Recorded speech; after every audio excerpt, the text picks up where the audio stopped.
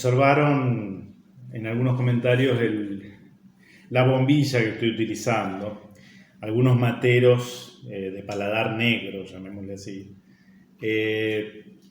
No se preocupen, tengo que conseguir una nueva bombilla, esa es la realidad.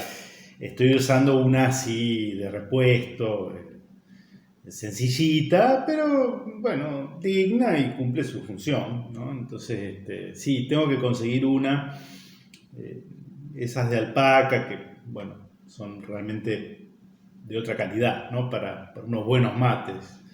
Pero no tengo tiempo. A veces, aunque pueda parecer mentira, no hay muchos lugares en donde se las venda, al menos en Rosario, y no tengo el tiempo preciso como para hacerlo, pero lo vamos a solucionar en breve, no, pero hay algunos que del otro lado, bueno, están pendientes de esos detalles. Yo sinceramente no lo estoy tanto, pero bueno, bueno, bienvenidos a un nuevo Mates con Historia. Me estaba acordando recién, ¿no? De esos comentarios. Vamos a continuar con la historia argentina, que estamos yendo allá siglos atrás, ¿sí?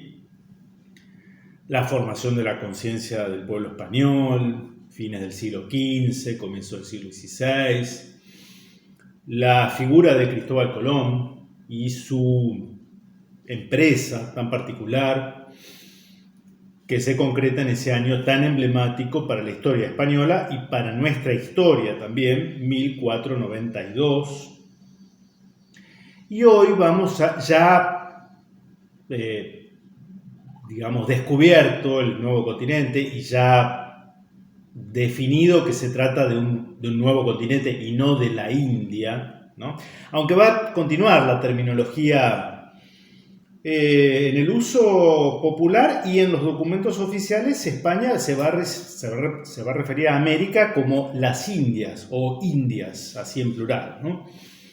Ya nos vamos a referir en el próximo Mates con Historia dedicado a la historia a las cuestiones legales, esto del Tratado de Tordesillas, en qué carácter se incorporan las nuevas tierras a la monarquía castellana, y el régimen jurídico para las poblaciones o los pobladores, que van a ser básicamente nativos, indios, ¿no? Pero hoy quiero analizar con ustedes un fenómeno que me parece que es un fenómeno social que va a marcar una impronta muy propia de nuestros pueblos, todos los pueblos sudamericanos, o hispanoamericanos si prefieren, desde México hasta Chile y Argentina, que es el del mestizaje, es decir, va a nacer un conjunto poblacional, un núcleo poblacional muy activo y que va a llegar a ser mayoritario en algunas áreas, que es el de los mestizos, que pronto van a recibir, por lo menos en nuestra zona, el nombre de criollos, es decir, hijos de español y de india, o de española y de indio, en menor proporción esto último, ¿no? No se olviden, en la época el cruce del Atlántico no era algo para cualquiera, no solo por costos, sino por desafíos climáticos, en fin, no era un viaje que pudiera definirse como hoy uno se sube a un avión, o incluso como se tomaba un barco hace 80 años, ¿no? Era otra cosa. Por eso va a ser un proceso lento, pero que desde el primer instante forma parte de nuestro ADN cultural, ¿no? A diferencia y en esto marcamos una diferencia de lo que fue la conquista, evangelización, poblamiento española en América, de la que van a ser otros países europeos. Ahí nomás, ¿no? Inglaterra básicamente, en menor medida Holanda y Francia, con sus respectivas colonias, ¿no? Un autor que yo recomiendo, que es Ángel Rosenblatt. Ángel Rosenblatt tiene esta obra, La población indígena y el mestizaje en América, La población indígena y el mestizaje en América, en 2 tomos, editados en 1954. Es un autor, digamos, que para nada uno podría vincular a a la derecha política, al franquismo político del lado de España. No, todo lo contrario, ¿no? Pero es un hombre que lo hemos citado en un Mates con Historia, en el cual el primero que dedicamos un 12 de octubre, en el que hablamos o le pusimos como título un genocidio planificado, y referimos a esta obra que es muy seria, que no ha sido refutada al día de hoy. Es de 1954, no ha sido refutada. Y después veremos algo de Vicente Sierra, no en su historia de la Argentina, sino en este otro libro que gentilmente me regaló mi amigo Maxi Geminelli hace ya un par de años. Le agradezco mucho. Así se hizo América. 1955, son de la misma época. Fíjense que era una época en la cual había una intelectualidad activa que producía este tipo de cosas, ¿no? Les adelanto lo que dijimos en aquel Mates con Historia. Ángel Rosenblatt es un demógrafo que analiza las cuestiones poblacionales, trata de seguir un método científico aplicado a algo que en realidad es valorar cuál era la población estimativamente hablando indígena a la llegada de los españoles a América, fines del siglo XV, comienzo del siglo XVI. Vieron que se tiran cifras, bueno, muchas de las cuales son exageradas, y esa exageración no es inocente, obedece a una finalidad político-ideológica para denigrar la obra evangelizadora y misionera de España en el nuevo continente. Ángel Rosenblatt, sin partir del análisis reitero, sin ser de derecha o un tradicionalista, en fin, que es lo que uno supone que son los que reivindicamos la gesta española. No, él es todo lo contrario. Ubica más o menos una población estimativa entre unos 13 y 14 millones de personas en el continente americano. Y entonces va analizando qué fue lo que pasó, ¿no? Y analiza muy bien la cuestión del mestizaje como algo, como una política, es decir, la mezcla de sangres entre españoles e indios, e incluso como política oficial fomentada por la corona. Acá este es un dato, lo vamos a leer, ¿no? Y después analiza lo que pasó en cada región, en cada país, llamémosle hoy, y llega a la conclusión de que sí, hubo un descenso, lo analizamos en ese Mates con Historia, le dejamos el link como para que vayan y profundicen esa parte. No hubo ningún genocidio planificado, hubo sí una suerte de choque bacteriológico importante que afectó sobre todo a la población india, que no estaba inmunizada naturalmente contra enfermedades que traían los europeos. Ahora, esto en el siglo XVI no pudo haber sido algo provocado. Hoy podría ser las armas bacteriológicas, en fin, pero hace 5 siglos no existía manera.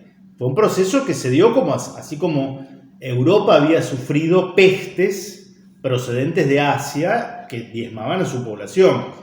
Es parte de las comunicaciones y de los viajes y del comercio internacional desde que existe la humanidad y el contacto entre pueblos, ¿no? Y eso se va a dar sobre todo en el área del Caribe, de las Antillas, que no es la parte continental, es decir, la Española, Cuba, Jamaica, ¿no?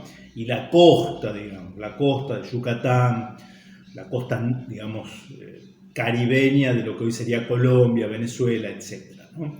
Pero aplicar lo que sucedió en ese sector en el primer momento al resto del continente, el mismo Rosenblatt lo dice, es un sinsentido.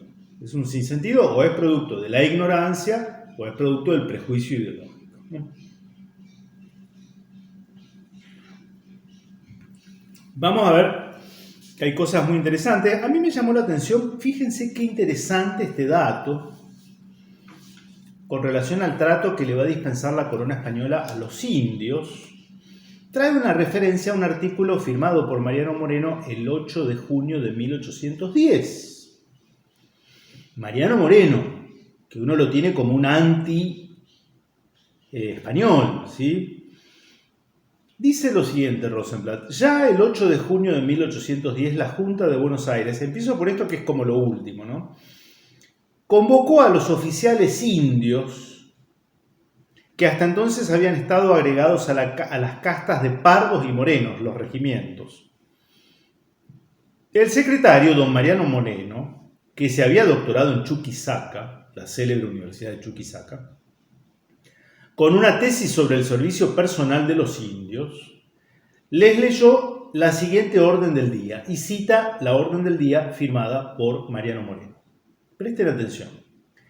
La Junta no ha podido mirar con indiferencia que los naturales hayan sido incorporados al cuerpo de castas, excluyéndolos de los batallones españoles a que corresponden, por su clase y por expresas declaratorias de sus majestades. En lo sucesivo, no debe haber diferencia entre el militar español y el militar indio. No es que esto lo inaugura Moreno en 1810. Continúa. Ambos son iguales y siempre debieron serlo, porque desde los principios del descubrimiento de estas Américas quisieron los reyes católicos que sus habitantes gozasen los mismos privilegios que los vasallos de Castilla. Mariano Moreno en 1810 reconoce retroactivamente esta cuestión de los indios incorporados de pleno derecho a la sociedad española que se está formando en América y que va a ser otra sociedad. O sea, de impronta española, claramente, el molde. El molde es hispánico y es católico, pero va a dar lugar a una sociedad nueva, ¿sí? Hispano-criolla, hispanoamericana. Y con relación al tema del mestizaje, fíjense qué datos interesantes nos trae Rosenblatt. Hubo quizá dos momentos. Un momento inicial en que los conquistadores se unieron, legal o ilegalmente, con las indias, con las mujeres. Así hicieron Cortés, Pizarro, Almagro, Pedro de Alvarado, Benalcázar, Garcilaso de la Vega, Irala y casi todos los conquistadores. Y sus hijos mestizos, se incorporaron a la clase social de sus padres. Ojo con esto. Y se emparentaron con la nobleza española, que recibió durante mucho tiempo la aportación de sangre indígena. La nobleza española que recibió durante mucho tiempo la aportación de la sangre indígena. Nota a pie de página. La leo porque es interesante. Yo acá me había anotado sangre indígena en la corte de Madrid. Quizá interese destacar, dice Rosenblatt en esta nota a pie de página, algunos nombres, porque ustedes dirán, a ver, dame un caso. Bien, acá tienen varios casos. Diego Luis Moctezuma, nieto del emperador azteca. Se casó en España con doña Francisca de la Cueva y Bocanegra, y sus hijos fueron caballeros de la Orden de Santiago. Uno fue conde y otro gentilhombre de boca de su majestad. Doña Leonor, hija de don Pedro de Alvarado y nieta de Xicotenga, se casó con don Francisco de la Cueva, primo del duque de Albuquerque, y tuvo 4 o 5 hijos, buenos caballeros. Francisca, hija del conquistador Francisco Pizarro, en el Perú, ¿no? Y de la ñusta Añas, hija de Atahualpa, una princesa inca. Viuda de Hernando Pizarro, casó en España con don Pedro Arias, hijo del conde, etc. Doña Ana, hija del capitán Martín García de Loyola, deudo de San Ignacio, y de doña Beatriz Clara Colla, hija del príncipe Zairí Túpac, heredero del imperio incaico. Obtuvo de su majestad en España el título de marquesa de Oropesa y casó con Juan Enríquez de Borja, hijo del marqués de Alcañices y nieto de San Francisco de Borja, duque de Gandía, y continúa con la enumeración. De aquellos, estamos hablando de lo que era el destino de los hijos y de las hijas de la nobleza azteca e inca.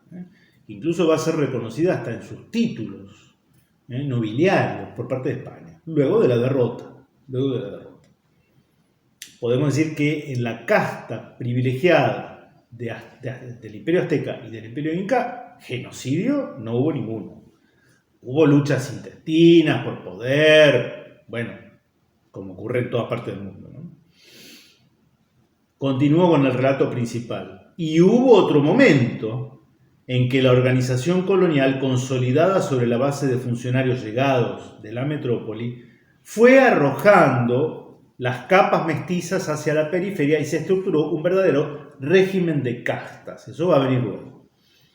Las castas coloniales fueron un resultado del mestizaje. El proceso mismo del mestizaje tendió a la disolución de las castas. La revolución de la independencia fue un momento decisivo en esa disolución que se continúa aún en nuestros días con la tendencia que hemos visto en un estudio histórico a fundir en un tipo uniforme toda la población americana. Va a decir algo muy interesante también Rosenblatt, que lo han dicho otros autores, por ejemplo Marcelo Hulo en sus obras. No traje acá el libro, ya lo vamos a traer, los últimos libros de Marcelo. Que pese a lo que se diga en contrario, la condición de los indios no va a mejorar con los procesos revolucionarios del siglo XIX. Por más que se los haya declamado como principales destinatarios en aquellos lugares en donde era la mayoría de la población, poco o nada efecto beneficioso tuvo la revolución o las revoluciones de la independencia en el siglo XIX contra el poder central respecto de la población indígena en esos países. De hecho, hay ejemplos concretos que da Rosenblatt. Fueron a menos las poblaciones indígenas. Por ejemplo, respecto de la propiedad de la tierra. Había tierras comunales en todos los reinos de India que eran trabajadas sin título de propiedad, como diríamos hoy una escritura pública, pero que eran usufructuadas por comarcas y poblaciones indígenas enteras.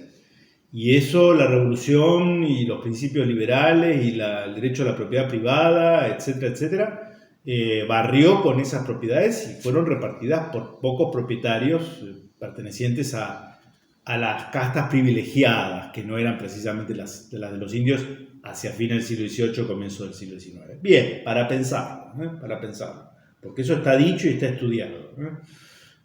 Volvamos al mestizaje de los primeros años, que es lo que me interesaba marcar hoy.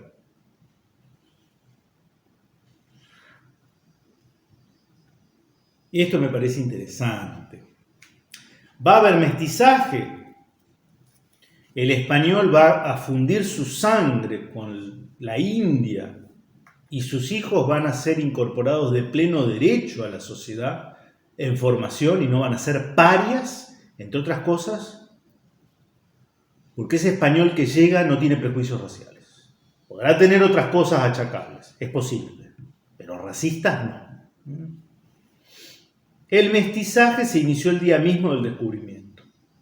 Primero en las Antillas, luego en el continente. Se debió a que los españoles y portugueses carecían en general de prejuicios raciales y a que llegaron a América sin mujeres. La falta de prejuicio racial del español y del portugués se debe quizá a la formación misma del hombre ibérico, resultado de las mezclas más diversas.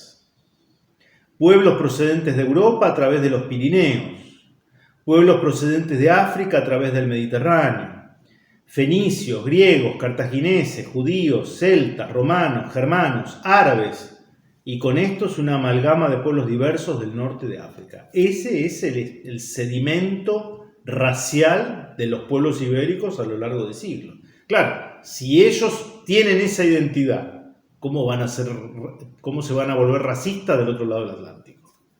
Sería tragicómico, ¿no? En su expansión americana, el hombre hispano no tenía que defender ninguna pureza racial. Le interesaba sobre todo su religión, de la que España era entonces campeona en el mundo. Preocupaciones de pureza de sangre surgieron más tarde. Ojo, después va a haber. Pero porque después cambian muchas cosas. Cuando yo insisto tanto, cuando llegan los Borbones al trono español, hay un cambio. Lo hemos dicho en ese Mates con historia, rescate de la hispanidad. ¿De cuál? Hispanidad no es hablar cecioso, no, ni comer paella. No pasa por ahí la hispanidad, para mí al menos. Entonces, preocupaciones de pureza de sangre surgieron más tarde, como derivación de conflictos religiosos y fueron además artificiales, muy pasajeras. Los pueblos de estirpe hispánica han resuelto siempre sus conflictos raciales. Los pueblos de estirpe hispánica han resuelto siempre sus conflictos raciales mediante la amalgama de razas. Mediante la amalgama de razas. Esa falta de prejuicio racial en las relaciones amorosas estaba unida también en el español y en el portugués a un reconocimiento del hijo natural, que no fue nunca despreciado en la península como lo fue en Inglaterra o en Alemania, y que pudo alcanzar las más altas jerarquías sociales y eclesiásticas. Muchos de los héroes de los libros de caballerías eran hijos bastardos. Lo fueron en realidad varios reyes, eran hijos ilegítimos. Mauregato, rey de Asturias, hijo de Alfonso I de Asturias y de una esclava mora. Ramiro I, rey de Aragón, hijo de Sancho III de Navarra y de una concubina. Enrique de Trastámara, rey de Castilla, con el nombre de Enrique II, hijo de Alfonso I y de doña Leonor de Guzmán, hermano bastardo de don Pedro el Cruel. Fernando el Católico dejó una serie de hijos bastardos. Y una de sus hijas, Juana de Aragón, fue dama de Isabel la Católica. El famoso Don Juan de Austria, el vencedor de la batalla de Lepanto, era hijo natural de Carlos V. Era hijo natural, hijastro de Carlos V. Perdón, hijo natural, más que hijastro. Si la sociedad hispánica carecía de prejuicios en este sentido, mucho menos podía tenerlos la sociedad americana de los siglos XVI y XVII. Cristóbal Colón tenía un hijo natural, el famoso Don Fernando. Muchos de los conquistadores eran hijos naturales. El más ilustre de ellos, Francisco Pizarro, que ganó con la conquista del Perú el título de marqués. Bernal Díaz del Castillo menciona entre los compañeros de Cortés al capitán Francisco de Lugo, hombre muy esforzado, cita, hijo bastardo de un caballero de Medina del Campo que se decía Álvaro de Lugo el Viejo. Y continúa dando muchísimos ejemplos.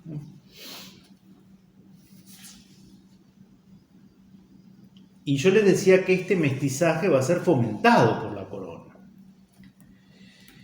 Por real, hemos aludido cuando hicimos el video sobre Isabel la Católica. Le pusimos por título La Madre de Hispanoamérica. En él referimos algunas de las disposiciones de Isabel la Católica con relación al fomento del matrimonio entre españoles e indias o entre españolas e indios en los territorios americanos desde los primeros tiempos de la conquista. Y algo que viene después, pero ahí nomás. Por real cédula del 14 de enero de 1514, Fernando el Católico autorizó el casamiento de españoles con indias, legalizando la situación. Y cita: es nuestra voluntad que los indios e indias tengan, como deben, entera libertad para casarse con quien quisieren. Como deben, entera libertad para casarse con quien quisieren, así con indios como con naturales de estos nuestros reinos o españoles nacidos en las Indias, y que en esto no se les ponga impedimento. Y mandamos que ninguna orden nuestra que se hubiera dado, o por nos fuere dada, pueda impedir ni impida el matrimonio entre los indios e indias con españoles o españolas, y que todos tengan entera libertad de casarse con quien quisieran.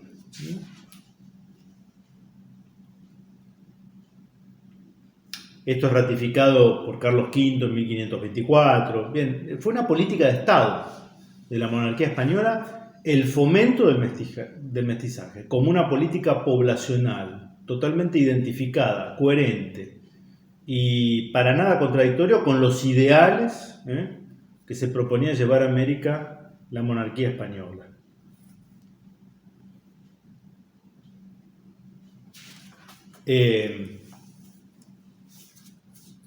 ¿Y qué pasaba en otras partes? Por ejemplo, en Estados Unidos, ¿no?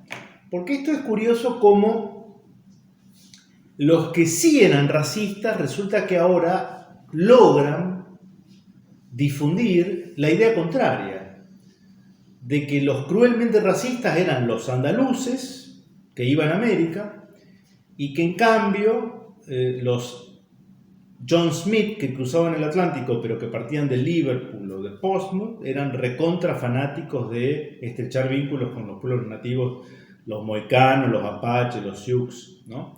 La historia de Pocahontas, ¿no? Parecerá una estupidez, pero fíjense cómo Disney aprovecha y deja sembrada una idea de que era idílica la relación entre los ingleses y los nativos de América del Norte. Rosenblatt dice algo interesante, ¿no? Dice lo siguiente: se cree generalmente que en los Estados Unidos no ha habido mestizaje. Es un error, aunque evidentemente ese mestizaje no alcanzó la importancia étnica y social que tuvo el de las colonias españolas y portuguesas.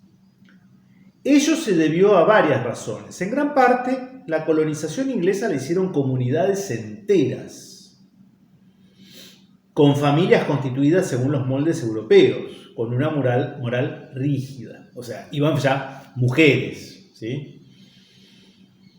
En parte también por el prejuicio racial del inglés y su sentimiento de superioridad. Aunque el matrimonio del inglés con la mujer india fue raro, la unión libre fue bastante frecuente.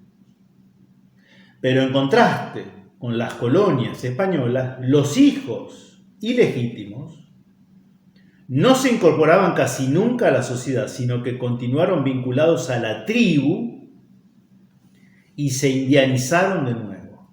Este es el gran detalle que diferencia ambas Américas, ¿no? El mestizaje repercutía así sobre la tribu y no sobre la sociedad norteamericana de base inglesa, que seguía manteniendo intactos los moldes europeos, ¿no? Y ya para ir cerrando, algo interesante que tiene más vinculación con nuestro ámbito rioplatense. ¿Saben dónde se va a dar? O sea, el primer núcleo poblacional importante en lo que luego va a ser el virreinato del Río de la Plata va a ser Paraguay. Va a ser Paraguay, no va a ser ni Buenos Aires, ni Córdoba, ni Rosario, ni Montevideo.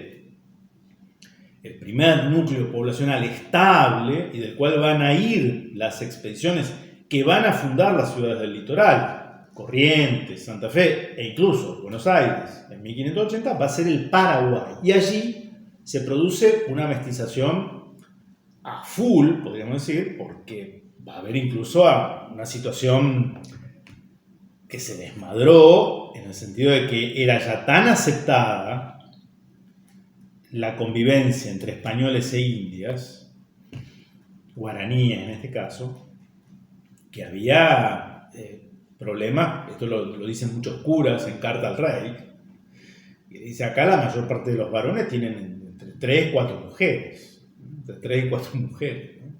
Una especie de harem, ¿no? Bueno, esto después, por supuesto, son situaciones excepcionales en la vida de los pueblos, ¿no? Ahora, una breve mención. Dice: la sublevación de los criollos de Santa Fe, la capital de mi provincia, de 1580, y la elección de Hernandarias por el Cabildo de la Asunción como teniente de gobernador en febrero de 1590, elección que se atribuyó a los criollos y mestizos, suscitó celos y temores por parte de los peninsulares. ¿Por qué hago esta mención?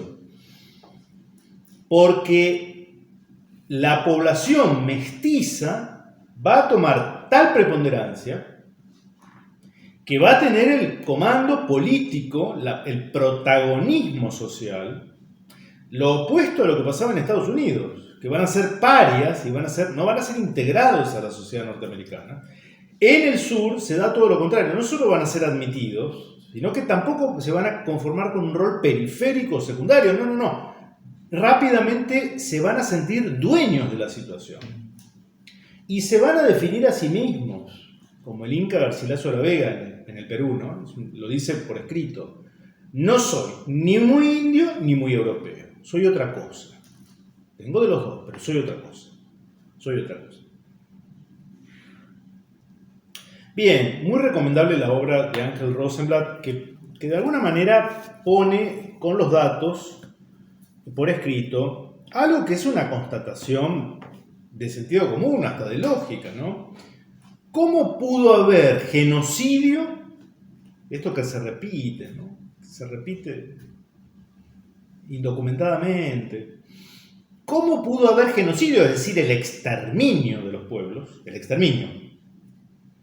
Si al día de hoy uno va y chequea qué proporción de países como México, los países centroamericanos y buena parte de los países sudamericanos, en eso Uruguay y Argentina somos como la excepción, pero por los procesos migratorios del siglo XIX y del siglo XX, ¿no? Éramos básicamente las regiones más despobladas por poblaciones nativas y vino luego un aluvión migratorio de la Europa mediterránea. Entonces, somos la excepción a la regla. Pero en el resto de Sudamérica, la proporción de personas que reconocen o se reconocen con sangre india o mestiza es mayoritaria. Por tanto, ¿dónde estuvo el genocidio? Si hubiera habido genocidio, no sería posible esa realidad que hoy cualquiera puede ver si no está dominado por el prejuicio. Si no está dominado por el prejuicio. Y cierro con dos cositas que menciona Vicente Sierra en su obra Así se hizo América, que me parecen muy atinadas. Ya en 1955, Vicente Sierra refutaba estas posturas indigenistas. Dice, los indigenistas parecen suponer que el indio de hoy es el mismo que encontraron los conquistadores. Este indio de hoy, capaz hasta de protestar, es el resultado de la labor misionera, que puso en él conceptos fundamentales destinados a elevar su condición de persona. Este indio de hoy tiene mucho que agradecer a la acción de España, tanto como para repudiar la que le sucediera, y corre el riesgo, ante el avance de ciertas ideas, de volver a caer en la pérdida de su personalidad, si es que no se advierte a tiempo que su única posibilidad de salvación consiste en terminar la obra que los misioneros dejaron inconclusa. O sea, se dignificó de tal modo a través de la labor misionera, que vamos a analizar en otro Mate con Historia, más la misión de la Iglesia en América, que lo hace capaz de defender hasta sus propios derechos. Y termino. Los indigenismos extranjerizantes que pretenden que el elemento medular de Hispanoamérica no es precisamente lo hispánico, sino lo indígena, no merecen la pena de debate. Lo absurdo no puede ser discutido. Ni siquiera se trata de una posición intelectualista adoptada de buena fe. Es simplemente una postura que oculta odios dirigidos no contra España por España misma, ni contra la hispanidad por lo que significa como expresión cultural y civilidad, sino contra lo que en el fondo de todo eso hay de religiosidad, contra todo lo que en España y en la hispanidad es reflejo de la fe católica. Finalmente él dice, lo que se odia es eso, que convirtieron a millones de indígenas a la fe católica. Y los indios se convirtieron con una devoción particularmente muy arraigada. Aún hoy esto es visible. El escritor inglés Bryce, en su libro South America, de 1912, refiriéndose al concepto de que gozan los indios en la América actual, dice, un escritor inglés, podrán ser despreciados por débiles, ignorados como ciudadanos u oprimidos, pero no excitan repulsión personal. No se los desdeña porque pertenecen a otra raza, sino por la inferioridad de sus condiciones, o sea, por pobres. Así es como los americanos españoles no se conducen con los indios como los yanquis, los holandeses y los ingleses. No hay allí la aversión que se nota en California y en Australia respecto de los chinos, indios y japoneses. Y quizás se deba a esta diferencia a la que existe entre el catolicismo y protestantismo. Al hecho de que el indio en las posesiones españolas nunca fue legalmente esclavo, y a que los españoles, al llegar a ellas sin mujeres, consideraron como legítimos a sus hijos mestizos, termina la cita de este autor inglés. Tal es la realidad histórica, dice Sierra. Un mestizo indigenista no es, por eso mismo, alguien que procura destruir aquello que lo libró de la infamia. Frente a todos los indigenismos que al negar a España escupen al cielo, se puede decir que si en América hay indigenistas, es porque la civilizó España. Donde colonizaron los anglosajones, no puede haberlos, porque no quedaron indios, salvo algunos que se exhiben en parques zoológicos y de diversiones. Destino que habría cabido a los naturales de Hispanoamérica si España, portadora de su fe, no hubiera sido la que fue, si en lugar de Cortés hubiera llegado Raleigh a las costas de México. Estoy totalmente de acuerdo con estas observaciones, como se podrán imaginar. Y espero que ustedes también las compartan y nos ayuden a difundir este canal de historia, mates con historia. En el inicio de esta Semana Santa, en este Domingo de Ramos, les dejo un saludo de Rosario. Nos vemos la próxima, si Dios quiere. Que estén bien.